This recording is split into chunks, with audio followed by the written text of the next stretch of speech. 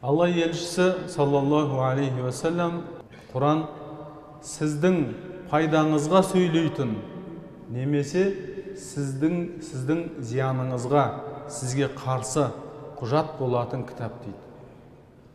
Ертеңгі күні Алланың құзырына барған кезде Құран не бізді қорғап сөйлейді, немесе біздің айыбымызды ашып, бізге қарсы сөйлейтін кітап. Біз оған амал ететін болсақ, Құран бізге шапағатшы болады. Біз Құранды тәрк ететін болсақ, біздің қарсы сөйлейтін болады. Пайғамбарымыз саллаллаху алейхи вассаламның сахабасы Осман ибн Аффан «Хойрукум мән таалламал Құр'ана ва алламаху» деген хадисті жеткізеді. Ардақты пайғамбарымыз, сіздердің ең жақсыларыңыз Құран үйренгендеріңіз және басқаға Құранды үйреткендеріңіз дейді. Барлық Қазақстандағы мешіттерде міндетті түрде тегін және күннің, тәуліктің кез келген уақытында Құран үйретіледі. Бірақ өкінішке орай Құран үйренем деп келетіндердің саны салыстырған кезде өте аз. Құран адамды екі дүниенің бақытына жетелейді. Бірақ сол тегін дүниені, қымбат, баға жетпес дүниені тегін үйретіп жатқан кезде келіп үйренетін бауырларымыз, ағаларымыз өте аз. Келмейді емес, келеді. Ал енді ағылшын тілін үйреніп жатқан бауырларымыз қаншама. Жүргізуші куәлігін алсам екен деп, көлігі болмаса да мүмкін алып қалармын деп.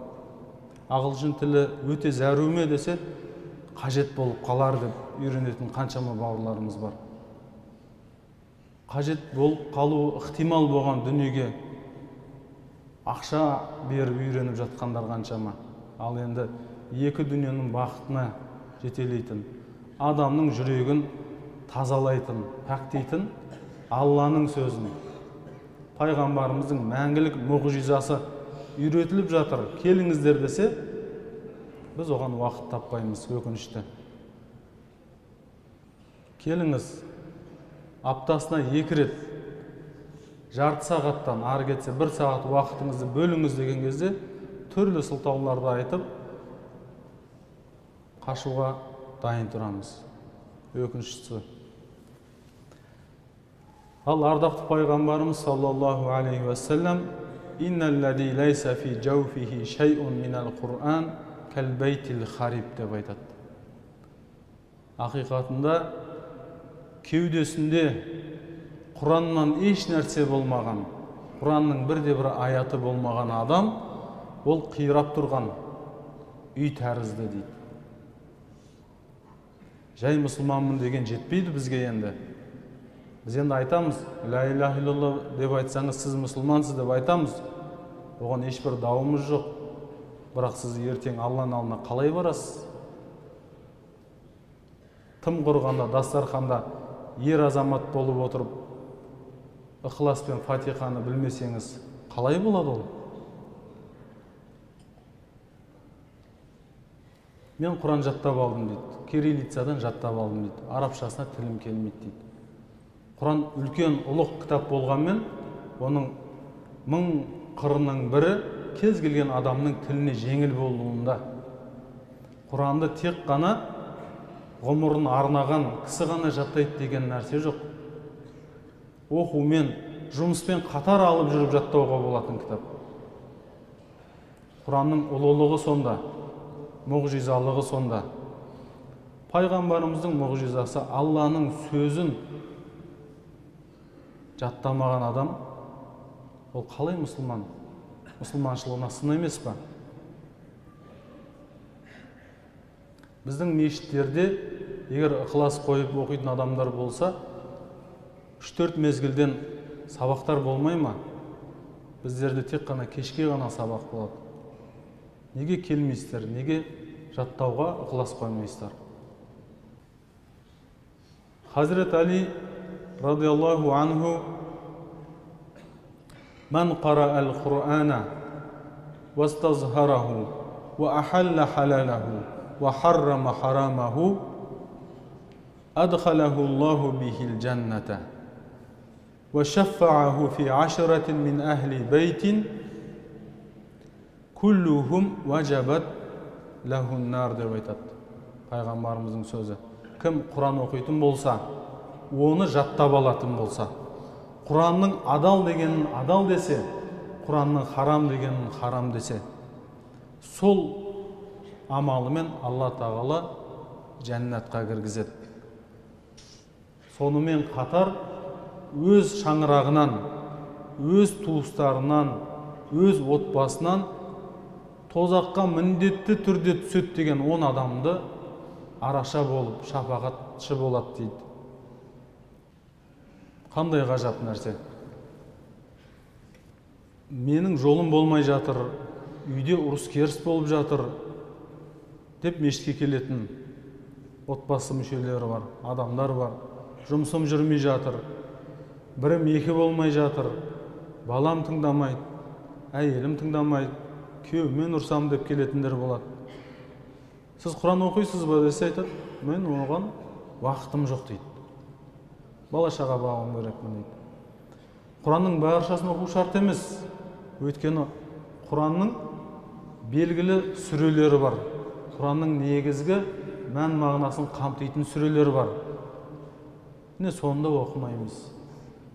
Ал пайғамбарымыз саллаллаху алейхи ва саллям: "Науиру маназилакум бис-салати ва қираатил Құран" деп айтқан.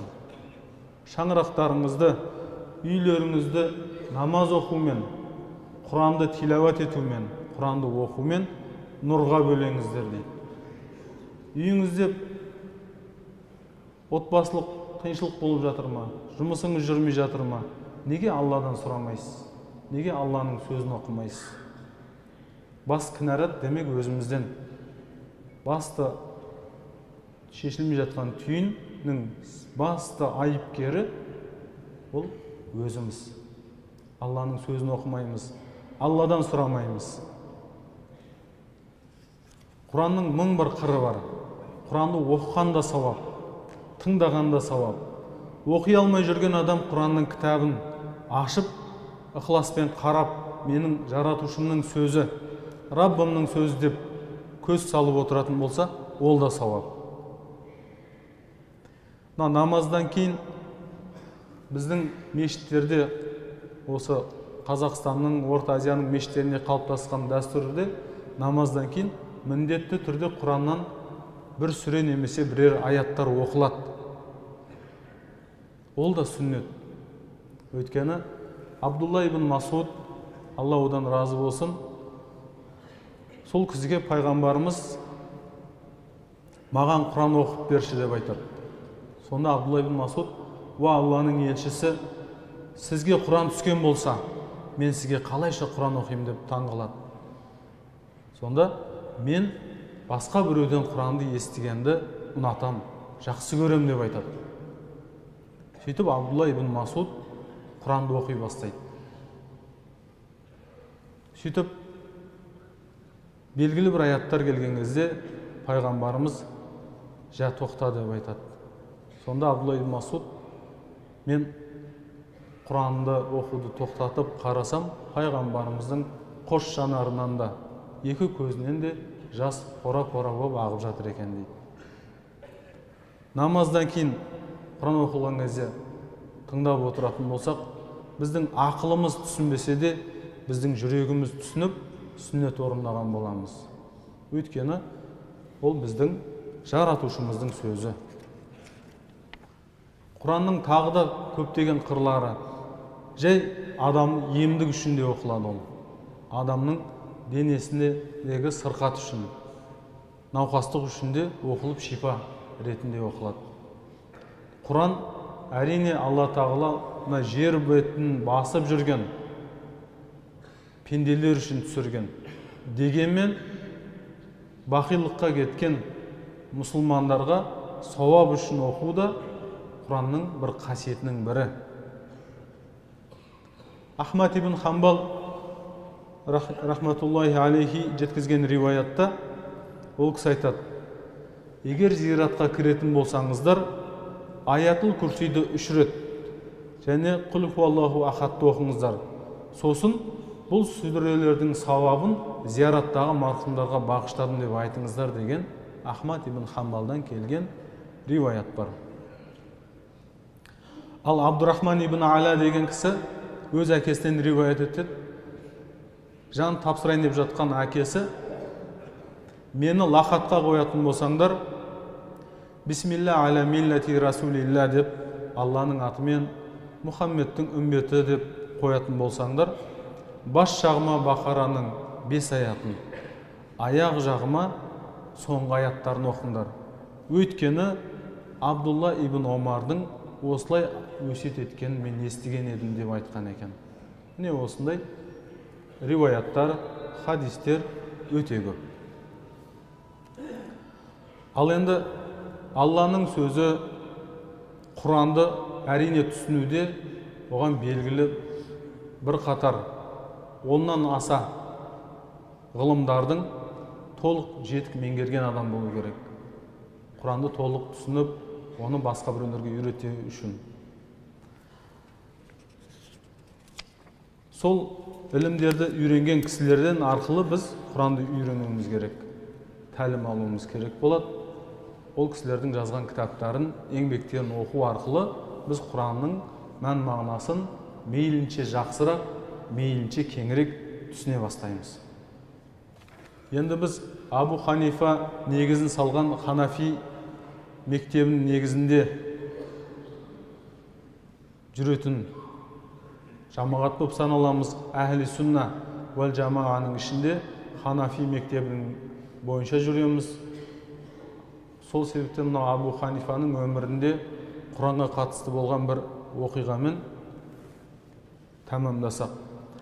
Шафи мазғабының ең танымал ғұламаларының бірі Ахмад ибн Хаджар әл-Хайтами дегеннің ғұламаның Әл-Хайратул Хисан деген еңбегі бар, кітабы бар. Ол кітап тұтастай Абу Ханифаның өміріне арналған кітап. Абу Ханифаға қарсы айтылған жалалардан қорғап, және Абу Ханифаны тым асыра сілтеп мақтап жіберген сөздерден арашалап, болған жайтты болған етіп жазып берген еңбек екен. Ахмад ибн Хаджар әл-Хайтами деген Шафиғи мазғабының ғұламасы. Ол кісі былай деп келтіреді: Абу Ханифа өзінің бас қосып дәріс оқып отқан кезде бір кісі келіп сұрақ қояды. Мен сізге бір сұрақ қояйын дейді. Сұрақ қоюшы кісі: мынадай бір кісі бар дейді. Ол жәннатты үміт етпейді, тозақтан қорықпайды, Алла тағаладан да қорықпайды, өлексені жейді, рүкүхсіз және сәждесіз намаз оқиды, көрмеген нәрсесіне куәлік береді, ақиқатқа ашуланады, фитнаны, бүлікті жанындай жақсы көреді, рахметтен қашады, яхудилер мен насараларды растайды, құптайды. Осындай адам жайын не айтасыз дейді. Сұрақты тыңдап, Абу Ханифа өзінің жанындағы жора жолдастарына бірінші жауап сұрайды. Сендер не дейсіңдер дейді. Сонда әлгілер: ол нағыз барып тұрған Алланың жауы ғой, ол кәпір ғой дейді. Сонда Абу Ханифа езу тартып сауал қоюшыға: егерде жауабын беретін болсам, бұдан кейін маған тіл тигізуіңді доғарасың ба деп сұрайды. Әлгі уәдесін береді: жауабын берсеңіз, мен сізге бұдан кейін арқаңыздан жаман сөз айтпаймын, сізді сынға алмаймын дейді. Сонда Абу Ханифа жауабын бастайды: ақиқатында сен айтып берген қасиеті, белгісі бар адам ол Алланың сүйген құлы дейді. Ол жәннаттан емес, Алладан үміт етеді, тозақтан емес, Алладан қорқады дейді. Ал Алланың өзінен де қорқпайды дегені дейді, Алланың әділдігіне, кеңшілігіне жүгінуден қорықпайды деген сөз дейді. Рүкүксіз өлексе жейді дегені ол балық жейді деген дейді. Өйткені балықтың өлігі адал дейді. Ал рүкүксіз сәждесіз намаз оқиды дегені ол салауат айтуды, көп салауат айтатын, жаназа намазына көп қатысатын адам деген сөз. Көрмеген нәрсесіне куәлік береді деген сөз, Алладан басқа тәңір жоқ, Мұхаммед оның елшісі деп куәлік беруі дейді. Және де ақиқатқа ашуланады деген сөз, ол өлім ақиқат. Аллаға құлшылық ету үшін өлімге қарсы ашуланады дейді. Ал бүлікті, фитнаны жақсы көреді деген сөз, Құранда бала шаға бұл адамны бүлігі деген сөз дейді. Адам, кез келген мұсылман баласы бала шағасын жақсы көруі керек дейді. Ал рахметтен қашады деген сөз, Құранда жаңбырды Алла тағала рахмет деп айтқан дейді. Яхудилердің мен христиандарды растайды деген сөз, Құранда яхудилердің насаралар түкке тұрғысыз деген сөзін, ал насаралардың яхудилер түкке тұрғысыз деген сөзін растайды деген сөз деп келтірген екен. Яғни Абу Ханифаның Құранды жіті білгендігі, терең түсіне білгендігі, әр сөзін пайым парасатпен бізге үйреткендігін осынан байқаймыз. Құрметті жамағат, Құран оқыңыздар, өйткені ол біздің жаратушымыздың сөзі. Пайғамбарымыз, екі дүниенің сұлтаны Мұхаммед Мұстафа саллаллаху алейхи вассаламның мәңгілік мұғжизасы. Ва ахиру дa'wana анил хамдулиллахи раббил аламин. Аллахумма аслих лана динана аллади хуа исмату амрина, ва аслих лана дуньяна аллати фиха маашуна, ва аслих лана ахиратана аллати илайха маадуна, вадж'алил хаята зиядатан лана фи кулли хойрин, вадж'алил маута рахатан лана мин кулли шаррин, ва аджирна мин хиззи дуния ва адабил ахира. Ва саламна аля саййидил мурсалин, вальхамдулиллахи раббил аламин. Аллаху акбар.